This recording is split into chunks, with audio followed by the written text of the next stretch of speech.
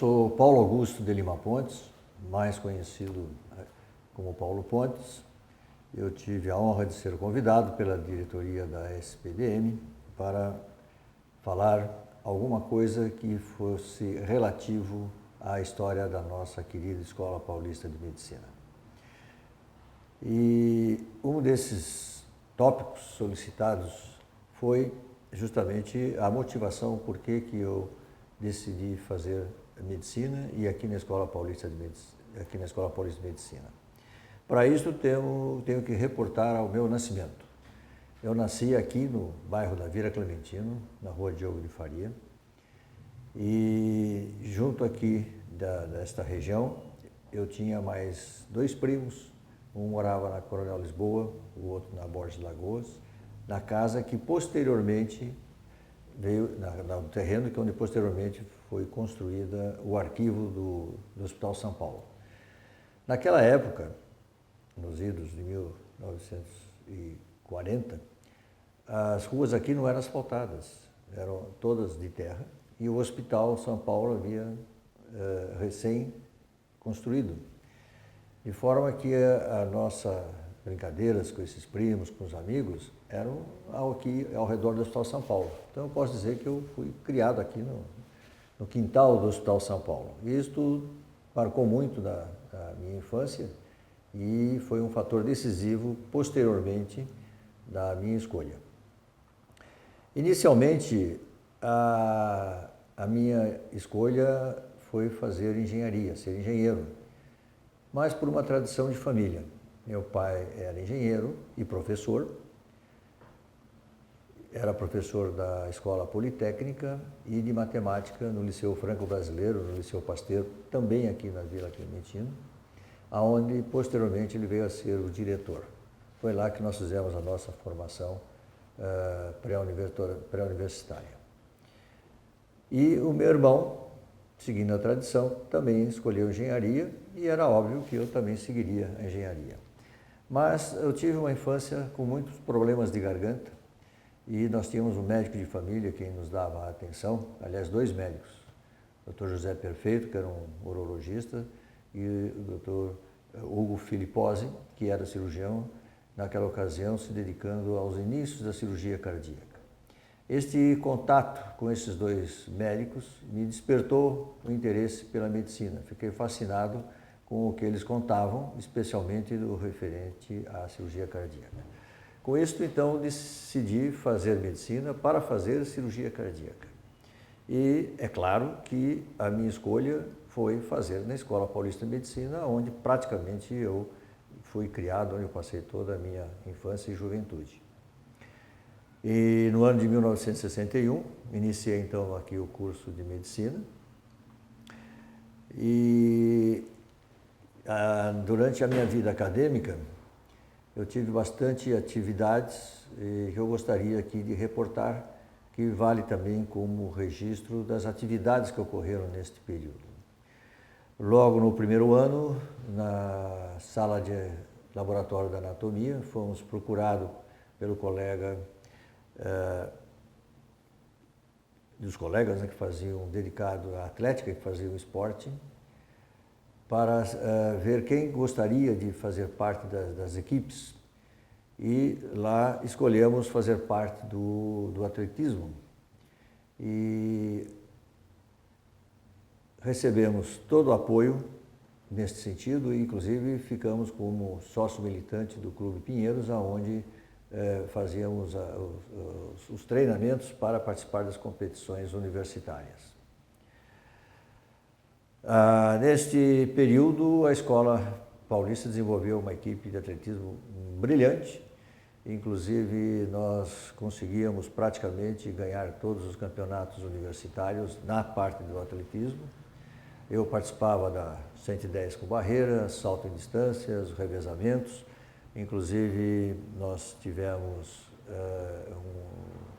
um recorde no revezamento sueco da FUP, da Federação Universitária Paulista de Atletismo. E além dessa parte esportiva, né, com bastante atividade na atlética, no ano de 64, entusiasmado por um nosso colega, que foi sempre o nosso líder de turma, Dr. Walter Manna Albertoni,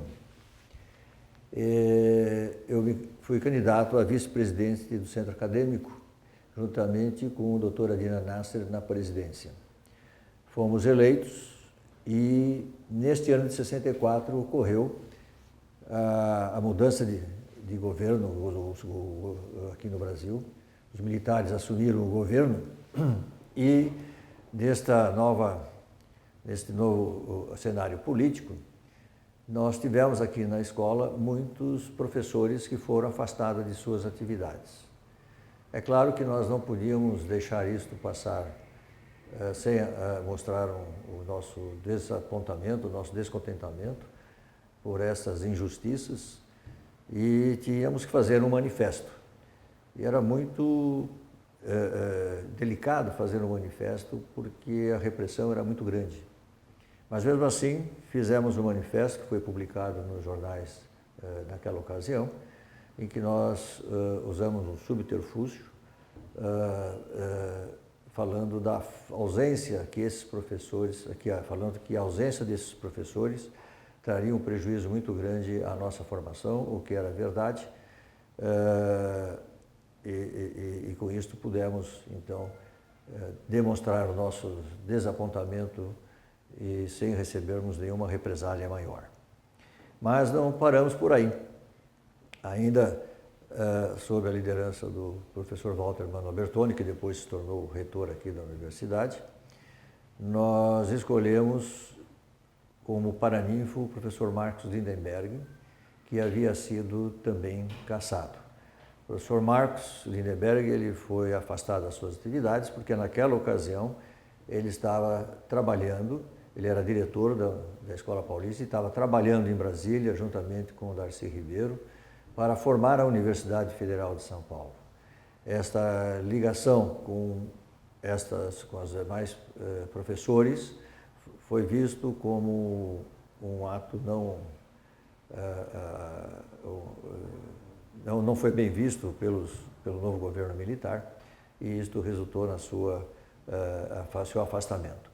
Então, para mostrar mais uma vez o nosso descontentamento e o apoio ao professor Marcos Lindenberg, nós o escolhemos como nosso paraninfo. Aí sim nós fomos penalizados.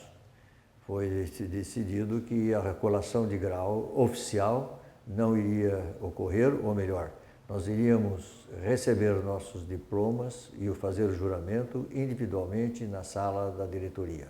E assim foi feito. Mas não ficamos passivos diante disto.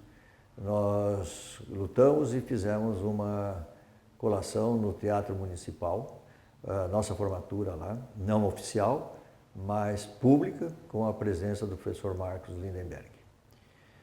Ainda na vida acadêmica, nós tivemos bastante atividade na área social, que nós vemos a medicina também, né, sobre esse aspecto, o valor da medicina nesse aspecto do ponto de vista social, e trabalhamos em alguns grupos, e o que eu mais tive atividade maior foi juntamente com os colegas liderados pelo professor Baruzzi,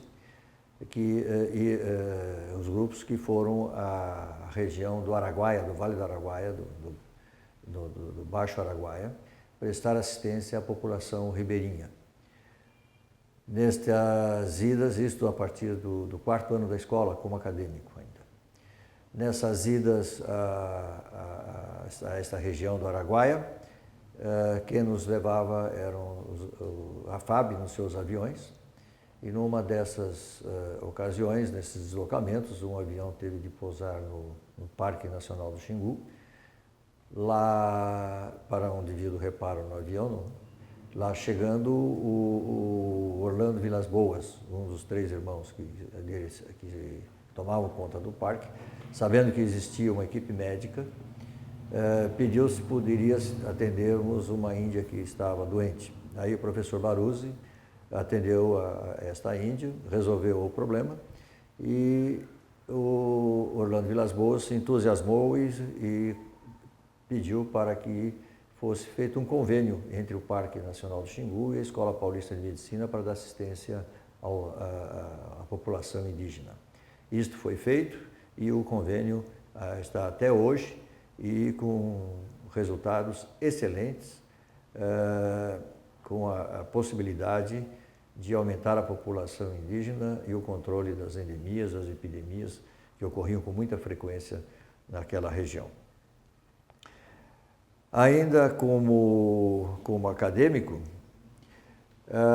eu participava muito nas cirurgias cardíacas nos momentos livres, né, porque era este o meu objetivo, como instrumentador acadêmico na equipe do professor Gallucci, na qual fazia parte o professor Hugo Filipposi.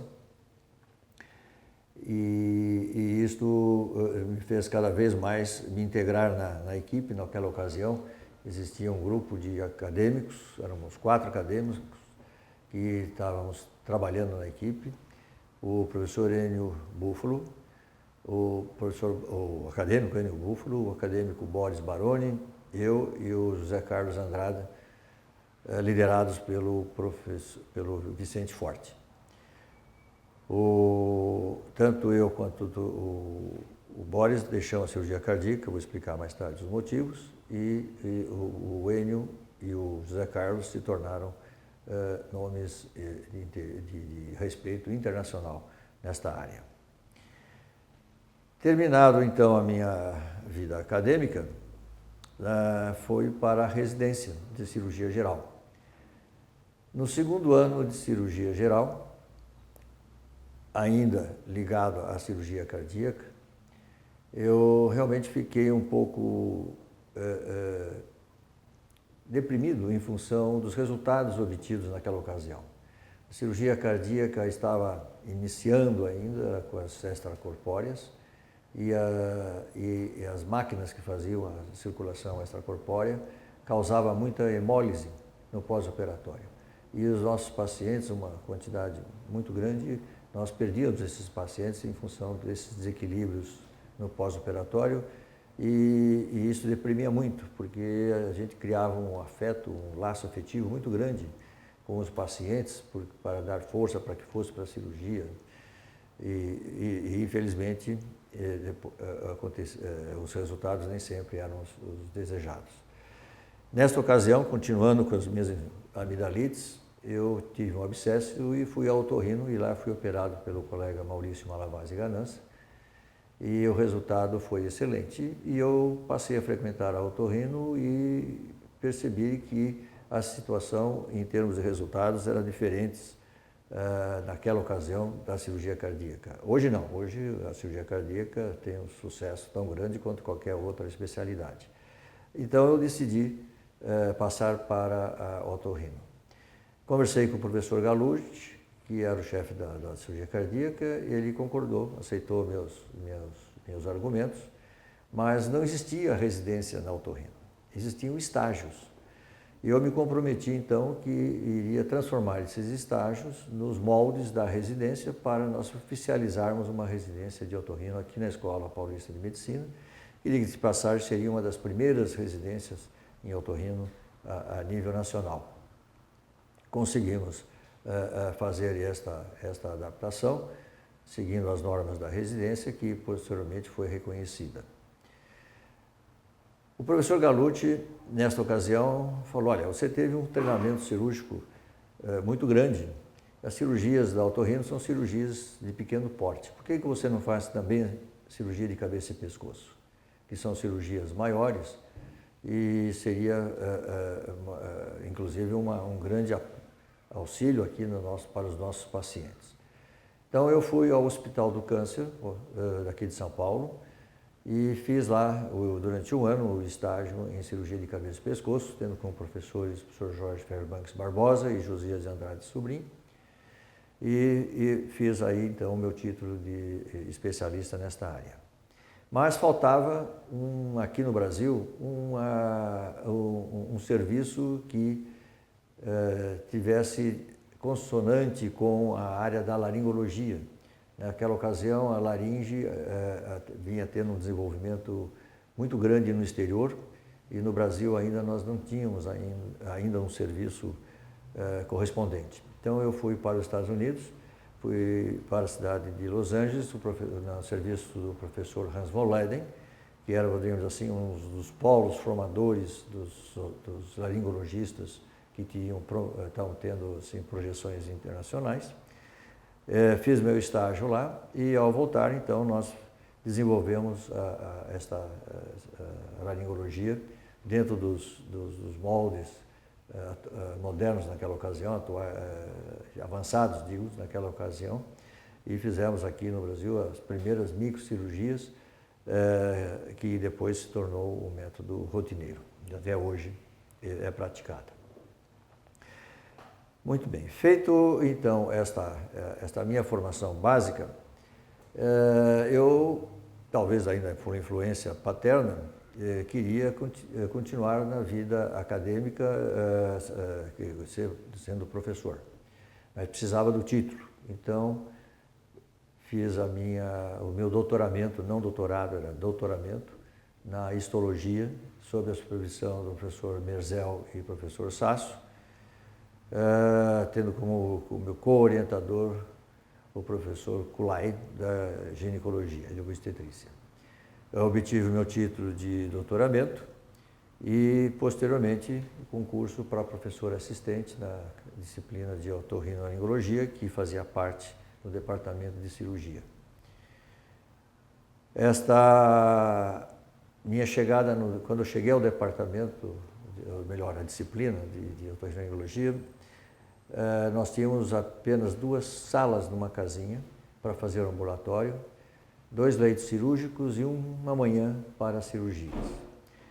Com a criação da residência, houve um incremento bastante grande das atividades e este aumento desta atividade fez com que, quando foi criado o prédio de ambulatórios Jairo Ramos, pelo critério adotado, que era o volume de atendimento, nós teríamos um andar no prédio. É claro que isso traria um desequilíbrio muito grande nas pretensões da direção e ficamos com o meio andar daquele prédio.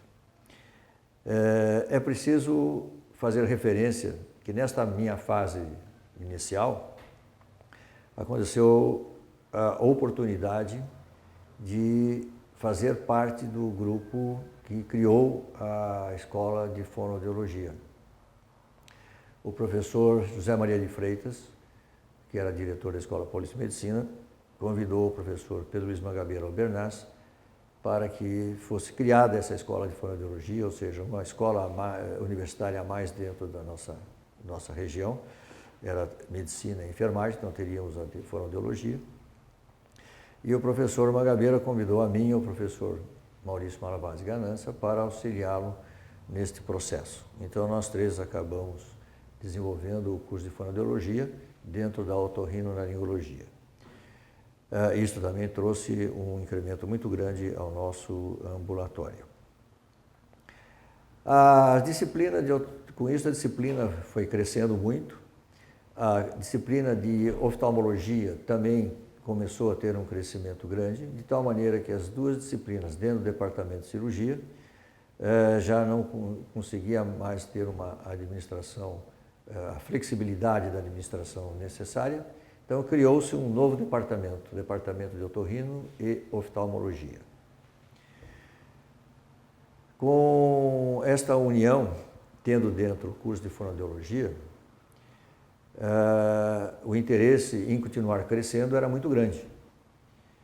E nesta ocasião nós cuidamos de um secretário do Ministério da Educação, que operamos aqui no Hospital São Paulo. O pessoal lá do Ministério ficou bastante entusiasmado com os resultados, inclusive do nosso serviço, e ofereceram se o departamento precisaria de alguma ajuda para continuar naquele processo que vinha aquele processo de crescimento. E tivemos a ideia de fazer um Instituto do Distúrbio da Comunicação Humana. O projeto foi levado ao Ministério da Educação e foi aprovado, mas precisávamos de um terreno. e que a escola não tinha terreno disponível. Naquela ocasião era prefeito de São Paulo o ex-presidente Jânio Quadros, e eu falei, eu vou arriscar, eu vou pedir uma audiência com o prefeito, vou expor a ele o plano e vamos ver se a gente consegue um terreno. E o escolhido era justamente aquele terreno que existia na esquina da Diogo de Faria com a Rua dos Outones, que era utilizado pela prefeitura como depósito de material. Para nossa surpresa, fomos recebidos pelo prefeito, expusemos o projeto e depois também o professor José Belmiro, da oftalmologia, nos acompanhou em outras reuniões. E o prefeito realmente encaminhou um projeto de lei para a Câmara dos Vereadores para que esse terreno fosse cedido à Escola Paulista de Medicina para a criação do departamento. Naquela ocasião, o prefeito tinha uma oposição muito grande e era um projeto de lei. Corríamos o risco de não ser aprovado. Nós procuramos, então, as pessoas dos vereadores que nós tínhamos contato, que faziam oposição ao prefeito, que era o nosso ex-aluno e colega Walter Feldman, e a vereadora Lajolo, Tereza Lajolo, que era a nossa cliente aqui no ambulatório, nós a atendíamos aqui, e falamos, olha, trata-se de um projeto que não tem nada de político, é um projeto que vai beneficiar a escola. E realmente houve um trabalho de aceitação e o projeto foi aprovado sem nenhuma oposição. Aí ganhamos o terreno. Só que neste meio tempo, a equipe que estava nos dando apoio no Ministério saiu e teríamos que começar tudo novamente. Tendo o terreno, o departamento decidiu que seria conveniente que as tratativas fossem feitas pelos professores titulares. Naquela ocasião, eu era professor assistente, e eu achei que realmente era válido, porque teria mais peso político. Infelizmente, as coisas não andaram bem e nós acabamos perdendo também o terreno. E a escola manteve o terreno como estacionamento. Vou voltar a falar dele mais à frente. Para podermos avançar mais, naquela ocasião, o grande impulso da parte de pesquisa eram os cursos de pós-graduação. E eles eram praticamente restritos às cadeiras básicas. Mas a legislação já estava exigindo títulos de mestrado e doutorado para o pessoal ingressar na carreira universitária. E nós, então, não tínhamos possibilidade de preparar esse pessoal. Então, eu propus ao nosso conselho de fazer o nosso curso de pós-graduação. E eu fiquei encarregado de levar adiante a ideia. Eu estive várias vezes na comissão de pós-graduação, com os professores da cadeira básica, né? E houve uma certa resistência, evidentemente, porque eles não viam como uma cadeira clínica poderia trabalhar na parte de pesquisa. Então, nós tivemos algumas reuniões com a comissão de pós-graduação, formado basicamente pelos professores da cadeira básica, e conseguimos mostrar de que realmente nós teríamos condições de poder desenvolver também a área de pesquisa. E justamente também fazendo ligações com as cadeiras básicas. Conseguimos então fazer um projeto, que foi o curso de pós-graduação em otorrinolaringologia e distúrbio da comunicação humana, para abrir espaço também para a fonoaudiologia. Foi para o MEC, o Ministério, e eles sugeriram que fizéssemos um curso de pós-graduação para otorrino e um curso de pós-graduação para a distúrbio da comunicação humana. Foi possível fazer isto e os cursos foram aprovados. Para a otorrino, o primeiro coordenador foi o professor Pedro Luiz Magabeira Albernaz e para o distúrbio da comunicação, o professor Raimundo Mano Vieira. Na ocasião eu não estava muito preocupado com a parte administrativa, eu queria realmente atender os meus pacientes e dar as minhas aulas. Mais adiante, retomando então, mais adiante houve a separação do departamento, em departamento de oftalmologia, o departamento de otorrino e distúrbio da comunicação humana, e nós criamos então as nossas disciplinas e foi feito um cronograma para os concursos de admissão de novos docentes, de acordo com a necessidade dessas disciplinas. Por ocasião de um concurso destinado à otorrinopediatria, foram feitas as inscrições e se inscreveu um colega que eu tinha tido conhecimento recentemente de que ele não teria as condições éticas e morais para ser um professor, um docente da nossa universidade. Como ele não fazia otorrinopediatria, falei, bom, ele não tem os pré-requisitos necessários para o concurso, mas, para minha surpresa, ele foi escolhido. Eu procurei mostrar que a escolha não era conveniente, mas, infelizmente, não foi possível anular o concurso e ainda recebi um processo na Justiça Federal de difamação, calúnia e injúria por ter falado que este colega não tinha as condições éticas e morais para ser um docente. Fui preciso constituir um advogado para me defender e ganhei tanto na primeira instância quanto na segunda instância. E, posteriormente, este colega foi condenado a 4 anos de prisão por falsificar documentos médicos. Era esse o motivo que eu não queria que ele viesse a ser professor. Aí estou vindo à baila, a congregação posteriormente anulou o concurso. Foi um período muito difícil, porque eu tive de lutar praticamente sozinho, mas tive o apoio do professor Hélio Egídio Nogueira, que era diretor e reitor, e me convidou para assessorá-lo, ficando com a responsabilidade da coordenação do grupo multidisciplinar de oncologia. Recebi com muita satisfação esta função, porque este grupo foi praticamente criado às custas de um trabalho muito árduo do professor Camilo Secreto, que era nosso radiologista e com quem nós tivemos muito bom relacionamento. Nesta ocasião, quando eu assumia o grupo multidisciplinar de oncologia, que fazia parte de quimioterapia no 11º andar do hospital, ele foi mudado para uma das casas porque o hospital ia entrar em reforma. Foi cedida a casa, mas infelizmente não tínhamos os leitos para colocar os pacientes para receber a quimioterapia. Tivemos inclusive de fazer aí umas doações de 11 leitos, conseguimos aí recursos para fazer doação e o grupo pôde prosseguir. Uma vez esclarecido os motivos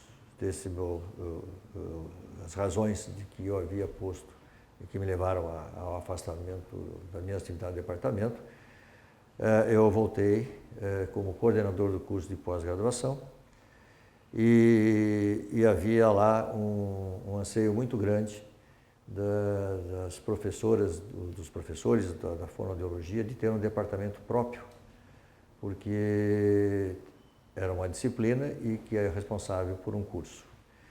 Eu aceitei os argumentos e levei a questão para o departamento, para o Consul, e lá defendi que a fonoaudiologia deveria ser um departamento, por arcar com a responsabilidade do curso.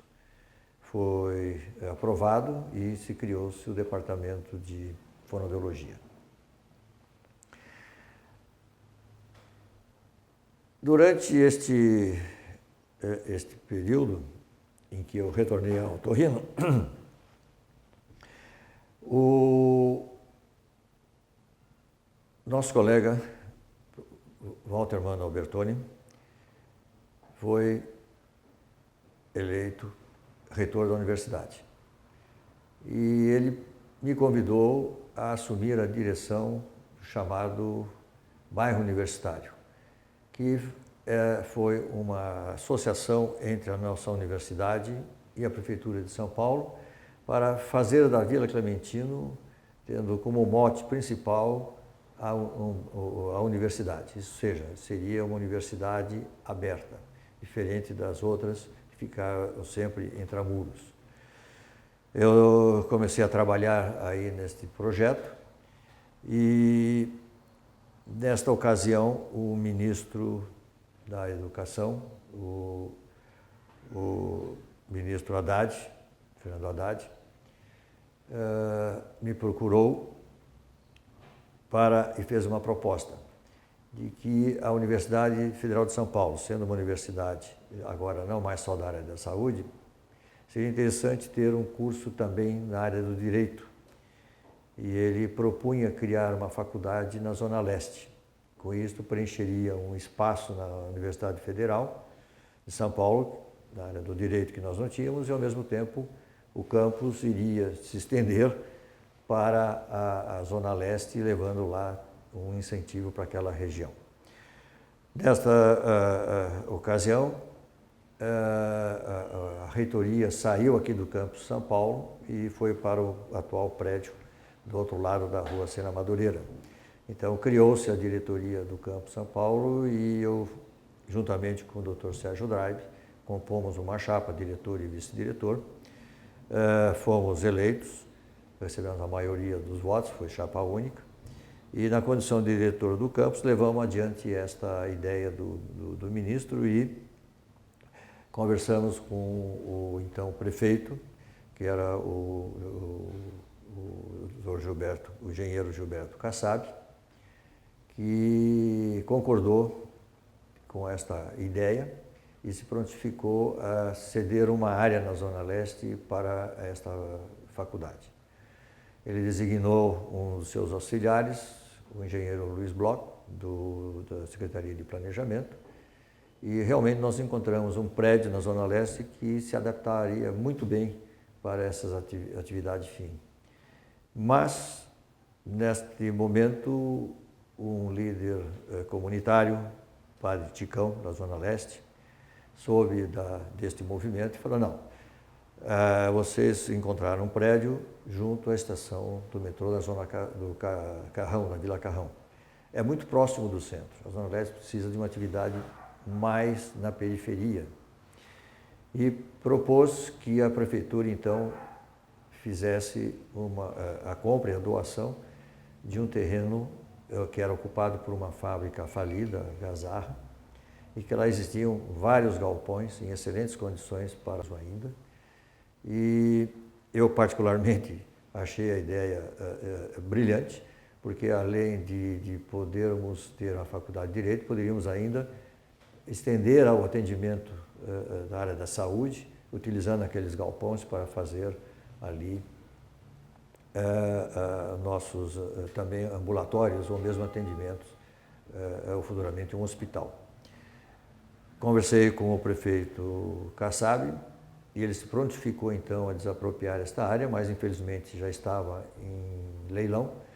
Teve de acabar o leilão e assim que terminou o leilão ele realmente desapropriou, mas nessa altura eu já não era mais o diretor do campus e me parece que outros projetos foram feitos nesta região.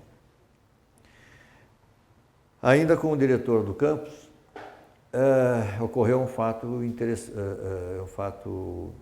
que não estava previsto, que o departamento de oftalmologia,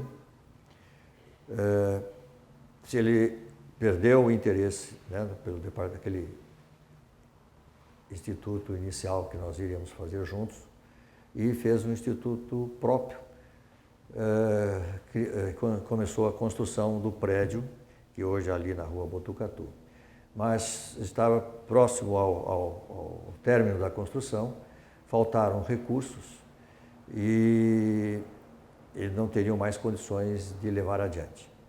Então, dado o meu já relacionamento com o ministro Haddad, eu propus a ele que aquele prédio fosse comprado pelo Ministério da Educação e cedido ao campus para fazer uma extensão do Hospital São Paulo.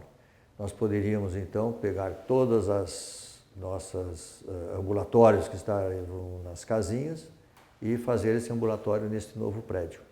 E com isso nós conseguiríamos fazer com que o Hospital São Paulo, a Escola Paulista de Medicina, o Hospital São Paulo, não precisasse mais alugar as casas para fazer as suas extensões de atendimento e mesmo de pesquisa. O ministro Haddad aceitou a ideia e realmente o prédio foi desapropriado, foi comprado e cedido à Universidade de São Paulo, ao Campus São Paulo. Na ocasião, eu apresentei o projeto ao nosso Conselho de Campus, que apoiou plenamente essa iniciativa e nos deu todo o apoio para essa concretização. Precisava terminar a construção do prédio e, através da SPDM, nós conseguimos elaborar o projeto para o término e, inclusive, com os recursos para pagar o escritório de engenharia do projeto. E isto foi feito e, atualmente, no presente momento, nós estamos com o prédio praticamente completo para entrar em atividade. Por essas coincidências, né, ao tomar conta do bairro universitário, eu era diretor, o Dr. Ulisses Fagundes Neto, reitor, e eu fiz referência ao nosso Instituto de Estudo da Comunicação Humana, retomar o terreno para desenvolver, porque a placa, depois de algumas décadas, ainda estava lá no terreno.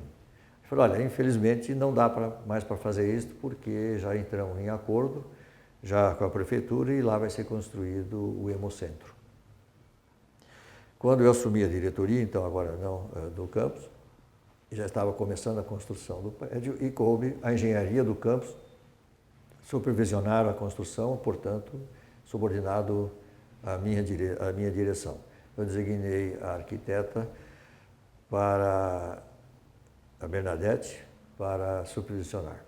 E tive a felicidade de concluir a construção deste prédio dentro das normas plenas da legalidade e pude acompanhar desde a aquisição do terreno até a entrega do prédio ao Hemocentro.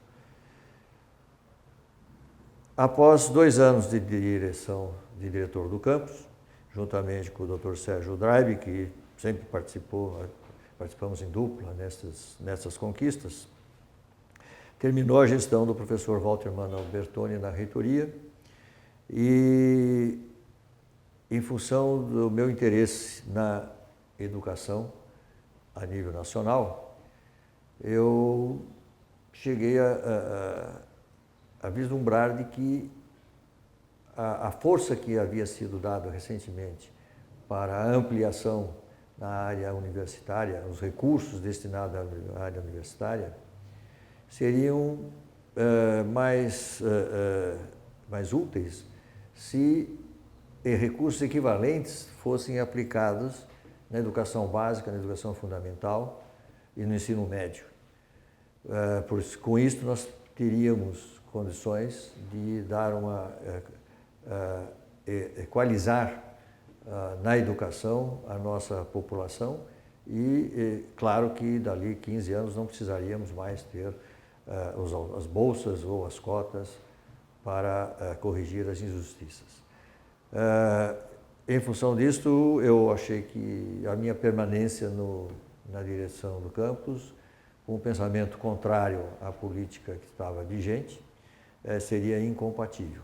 Então eu pedi a minha exoneração e passei a me dedicar exclusivamente à vida profissional, atendendo meus pacientes e abandonando a vida acadêmica, inclusive deixando a parte associativa internacional, pois todo neste processo eu fui presidente da nossa Associação Brasileira de Otorrinolaringologia, posteriormente fui presidente da Associação Mundial e com muita atividade neste campo. E com esta minha aposentadoria, então resolvi encerrar totalmente esta atividade e, como eu falei, me dedico atualmente aos meus pacientes.